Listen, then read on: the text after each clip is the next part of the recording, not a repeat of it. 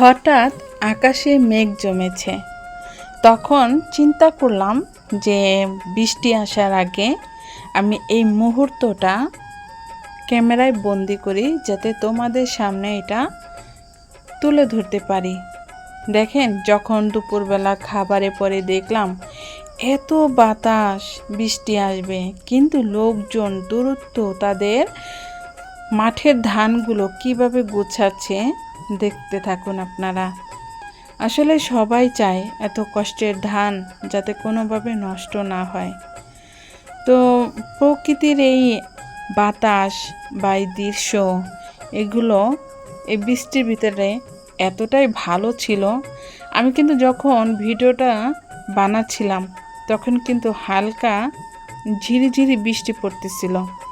আমার ছোট্ট ভাই ও যে পিছনে বসা, আমার মাও ছিল। কিন্তু দেখেন আকাশের দৃশ্যটা, মেঘ কি পরিমাণ জমেছে। মাশাআল্লাহ, আমাদের রয়্যালগুলোও কিন্তু বড় হয়ে গেছে। তখন দেখেন এত সুন্দর বাতাস হচ্ছে, সেটা আসলে হয়তো বা সেইভাবে আপনারা বুঝতেছেন না। আমার ভাই আমার মাকে বলতেছে, আম্মু তাড়াতাড়ি চলো, বৃষ্টি নামতেছে, ভিজা যাবে না। মা কিন্তু এক পর্যায়ে যেতে চাইছিল না, সে বসে বসে মানুষের ধান উঠানো দেখতেছে। কিন্তু আমার ছোট ভাই আমার মাকে এক পর্যায়ে জোর করে নিয়ে গেল। তো যাই হোক, দৃশ্যটা কিন্তু আসলেই খুবই সুন্দর ছিল। আর আমাদের টমির কথা তো বলবোই কি, সে তো আমার ভিডিও করা দেখলেই সামনে এসে দাঁড়ায়, তাকেও আমার ভিডিও করতে হবে। তো দেখেন, মানে এক পর্যায়ে আমার মাকে তো নিয়ে গেল, মা অলরেডি নিচে নেমে যাচ্ছে। বাতাস কিন্তু জোরে ছাড়তেছে আর জিরি জিরি কিন্তু বৃষ্টি পড়তেছে। মা কিন্তু অসুস্থ, এটা সবাই জানেন। মা তেমন একটা হাঁটতে পারে না, লাঠি নিয়ে হাঁটতে হয়। তো আমাকে দেখলেই মনে হচ্ছে কিন্তু অনেক বাতাস ছাড়ছে, আর অলরেডি কিন্তু আমার ফোনটা ভিজে যাচ্ছিল।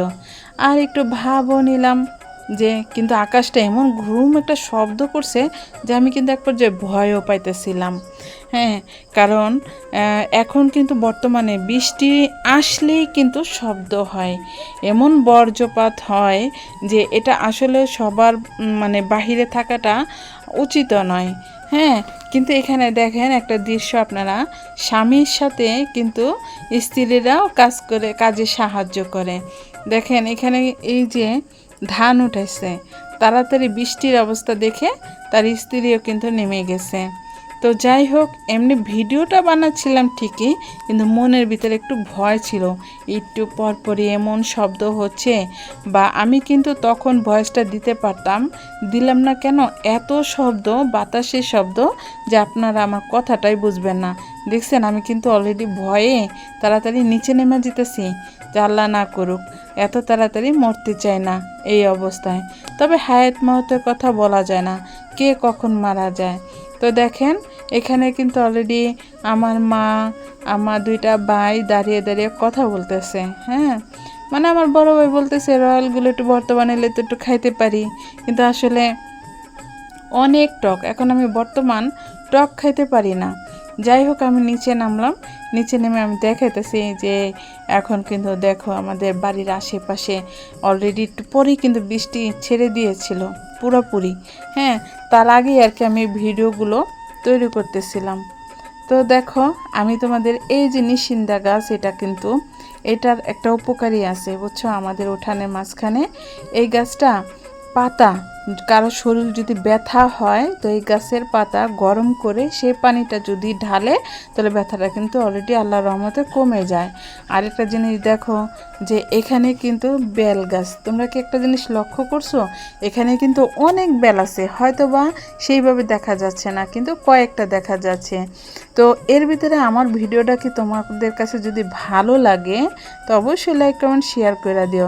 কিন্তু আমার ভিতরে দেখছো ভয়, একটা আতঙ্কে ছিলাম যে একটু পরপরই একটা শব্দ হচ্ছে। হ্যাঁ, তো যাই হোক, আমি এখন আরেকটা জিনিস দেখাইতেছি, যে আমাদের মুরগির বাচ্চাগুলো অবশ্য সেভাবে দেখা যায় না, কারণ ওরাও সেই শব্দে এক কোনায় বসেছিল, ওইভাবে দেখা যাচ্ছিল না। তো দেখেন এই যে দেখছেন টমি আবার চলে আসছে ওরে ভিডিও করার জন্য। তো আল্লাহ হাফেজ।